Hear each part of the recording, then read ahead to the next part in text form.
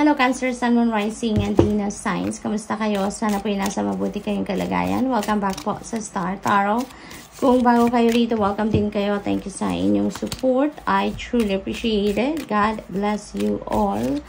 Tingnan natin kung ano mga mensahe para kay Cancer sa ngayon. Sorry, nagalaw yung camera natin. Ayan. So, we have the box. Ayan. You will receive a gift, Cancer, no? We don't know yet kung ano yung laman nito kasi sarado pa yung box, but definitely you are receiving a gift. This could be opportunities, no? This could be material things. This could be anything, right? But definitely, merong magre-regalo sa inyo.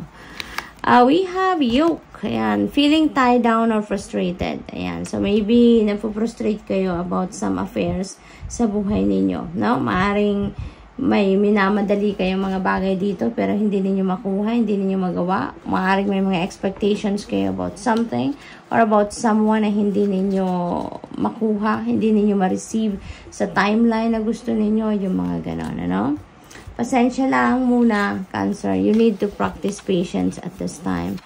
We have opportunities and possibilities and path opening up for you sa ngayon, Cancer, okay? There are opportunities coming your way. At this time, may mga posibilidad din, no? And path opening up for you at this time. So, napakaganda nito kasi may mga bagay na magbubukas, no? Ng bagong pinto para sa inyo sa ngayon. That could be opportunities for a new job, for a new career, for a new career, for a new business venture, or kahit ano pa man, new relationship or opportunity to travel. So, depende sa inyong sitwasyon. We have pig and beware of greed. Okay? Napaka-straightforward na mensaheng ito. Mag-iingat kayo dito sa energy of greed. You have dark woman you may be dealing with, or siguro meron kayong relationship with a woman with dark complexion or hair, Cancer. Okay? So, meron tayong dark woman dito. Maaaring siya yung dahilan ng inyong frustration dito, no? Maaaring ito yung dahilan ng stress ninyo sa ngayon, si dark woman. Maaaring nag-aasar, no? Yun ang naririnig ko na nang-aasar. So, we have horseshoe. Good luck. Ayan. Swerte pa rin ninyo sa ngayon, ano? Ang daming opportunities. There are new beginnings dito, and ang swerte ninyo, we have the good luck energy, okay? So, ang swerte ninyo sa ngayon, maaaring siswertehan talaga kayo pagdating sa mga oportunidad na ito. May regalo. Siguro yung regalong ito, maghahatid din sa inyo ng kasiyahan, kaya maganda ang inyong mararamdaman at this time. We have Caterpillar. Ayan. Things will not always be this way. A change is coming. Ayan, Cancer. Merong malaking pagbabago. Isang magandang pagbabago ang parating sa buhay ninyo sa ngayon. Maaaring yung swerte na yan ang maghahatid sa inyo ng magandang pagbabago sa buhay, yung opportunity, yung gift na to, yung opportunities na yan.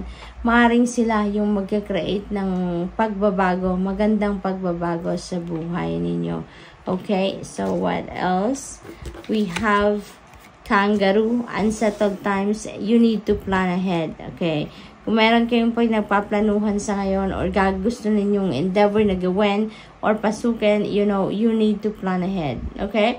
Kailangan ninyong pagplanuhan yan. Huwag kayong tatalon agad-agad sa sitwasyon na yan without thinking or without strategizing. Yung gano'n, ano? Para maging successful, paano man ang inyong planong gawin, you know, pag-isipan, pagplanuhan, mag-strategize kayo, bigyan ninyo ng oras na pagmuni-munihan ninyo so that everything will be clear, everything will be alright, at makaka-expect kayo na magiging maganda ang journey ninyo sa bagay na yan. Okay? We have Seahorse, family matters. Ayan. So, maraming, ang tawag dito, pinagkakaabalahan siguro kayo ngayon, Cancer, pagdating sa pamilya, no?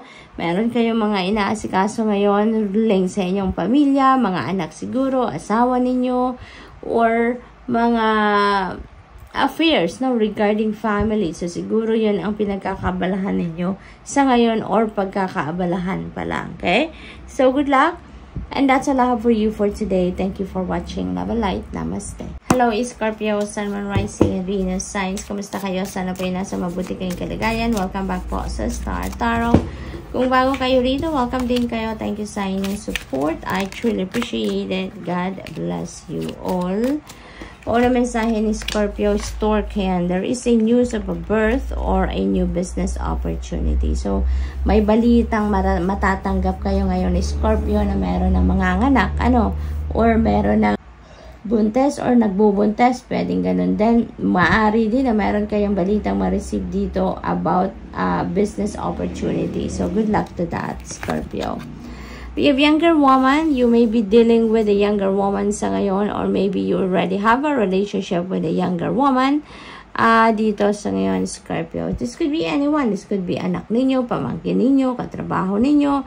Maaari din na nililigawan ninyo ito, jowa ninyo. It could be anything. No? This could be anyone sa buhay ninyo. Okay? But increase your efforts if you want to achieve your goals. Ayan. So, talaga naman, diba? Kailangan natin pag-effortan, kailangan natin mag-take action doon sa mga bagay na kung ano man yung mga gusto nating ma-manifest sa buhay natin, kung ano man yung mga gusto natin mangyari, we need to take action, hindi ba? We need to, to do extra effort or to put more effort into it kung gusto ninyo na ma-achieve ninyo or ma-accomplish ninyo or marating ninyo kung ano man yung minimithi ninyo. We have the crib, birth, or conception of a child or enterprise. So, parang halos parehas lang sila, dito sa stork energy, Scorpio. So, most likely, meron talaga ditong, meron talaga ditong magbubuntes or nagbubuntis na or manganganak na or maaaring you are giving birth to a new project, diba? To a new endeavor, to a new business, yung mga ganon, Scorpio. What else?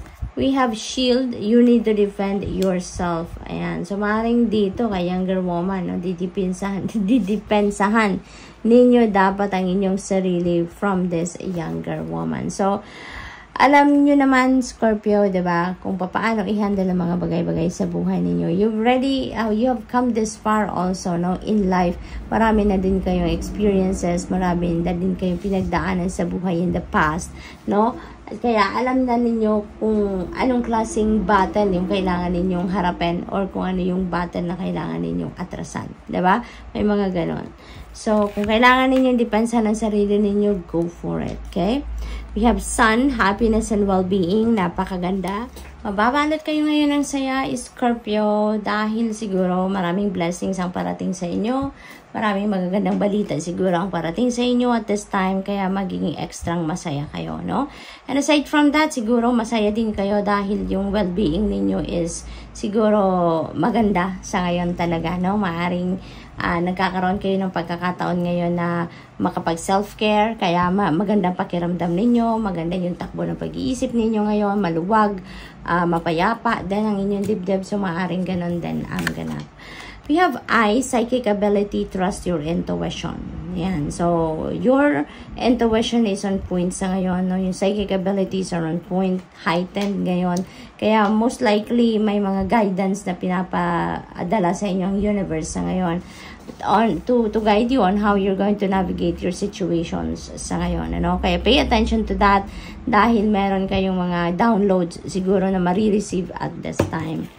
We have dark woman. Ayan. So, you may be dealing with this dark woman, or maybe you already have a relationship with this dark woman, Ito yung meron dark complexion or hair, na babae. This could be anyone. Maaring asawa ninyo, yung kapatid, nililigawan, boss, maaring ganon. Depende sa inyong sitwasyon, What else? We have scissors, disappointment in some affair. Maaaring yung disappointment ninyo na to is linked dito sa dark woman. Posibleng ganun din ang ganap dito is Scorpio. Kaya, good luck sa'yo. And that's all I have for you for today. Thank you for watching. Love and light. Namaste. Hello Pisces, magandang araw po. Kung napapansin po ninyo, nandito na lahat, nakalatag na yung inyong mga cards for the day, and it just so happen na napansin ko lang hindi gumagana yung audio ko, so pasensya na po, but I'm not going to draw another set of cards dahil ito na yung binigay sa inyo ng spirit ngayon, na guidance, so iisa-isahin na lang ulit natin yung bawat energy na nandito na para sa inyo. Okay, so yung unang card ninyo is January. Ayan, so maybe meron kayong dito, meron kayong ginawa ng endeavor, maaaring meron na kayong sinimulang endeavor around this time, at siguro ine-expect ninyo na magka-come to fruition yan or magpa-finalize yan or siguro yung makukuha nyo na yung resulta or bunga ng kung ano man ang ginawa ninyo yan, maybe sometime in January, no? So, yun na napipick up ko dyan sa energy na yan. So, yung next card ninyo is the energy of the key, successful outcome to your problems. So, magkakaroon na ng solusyon dito ang inyong mga problema. Kung ano man yung mga challenging situation na yan, na pinagdadaanan or kinakaharap ninyo sa ngayon, most likely mahahanap nyo na yung solusyon sa ngayon. Maaaring mahanap nyo na dito yung kailangan gawin, ma-figure out nyo na kung anong diskarte ang gagawin ninyo dito para malampasan na ninyo ang inyong mga problema. So, it's time to get out of a situation. Yan ang sabi ng energy ng Pale. If this message resonates with you, Pisces, alam nyo to, no? Alam nyo to kung ano tong problema na to or kung ano man ang sitwasyon na to na kailangan na ninyong iwanan or kailangan ninyo ng putulan ng cords between you and this situation or this person, okay? So, you know pretty much kung ano to. Ramdam ninyo yan kung ano yan. If that message resonates with you. So, we have an exciting event sa Gong. So, maybe meron kayong okasyon na napupuntahan, no?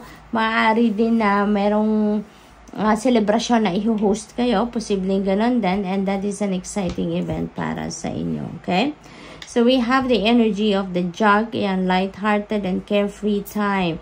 Chillen lang kayo dito, Pisces. No? You're just going to feeling light, you're feeling ano lang kayo, chillen lang, carefree lang kayo, wala kayong worries sa ngayon, yung parang ganun yung peg ninyo ngayon, ano, yun ang gusto ninyong maramdaman or yun ang gusto ninyong ma-experience sa ngayon. We have a Lion, ayan, time to act. Ayan, so magkadugtong pa sila ng Pale energy. So most likely kung ano to, no, na kailangan ninyong iwanan na sitwasyon. Siguro nagpo-procrastinate kayo dito sa bagay na yan. Maaaring hindi kayo sigurado sa gagawin ninyo. But this is telling you that it's time to act na, no? Wag na ninyong patagalin pa yan. Wag na ninyong hintayin na mas maging komplikado pa lalo. It's time to act. You really need to take action now. You really need to keep moving now, okay? Gumawa na kayo ng paraan. Gumawa na kayo ng mga bagay na kailangan ninyong gawin para makaalis na kayo sa sitwasyon na yan, okay? So, we have the energy of the Crown. Honor and respect will come to you. Okay? So, finally, no, feels like you work hard for this, no? Kaya makukuha nyo na din yan sa ngayon. May experience yun na sa ngayon. Kung ano man yung honor that you deserve, yung respect that you deserve, that is coming your way. We have the Dagger. Ayan. So, dito naman sa Dagger energy, there may be worries, fears, and tense situations na kinabibilangan kayo sa ngayon. So, posibleng yung problema na to, na ma-overcome nyo na, maaring ito yon, no? Ito yung pinoproblema ninyo, ito yung nagkukos ng worry sa inyo, ito yung dahilan kung bakit nararamdaman ninyo na tensionado kayo, no? So, but you are going to surpass that already, no? So, that's really good. We have the energy of the Basket, recognition, reward for merit. Ayan. So, that could be related sa trabaho ninyo or sa karera ninyo. This is really good news, you know, dahil mare-recognize na kayo, Pisces. Yung effort ninyo, yung mga ginawa ninyong hard work dito, extra effort, yung mga ganon, is paying off sa ngayon and you will be recognized, no? So, good luck, and that's all I have for you for today. Thank you for watching my light. Namaste.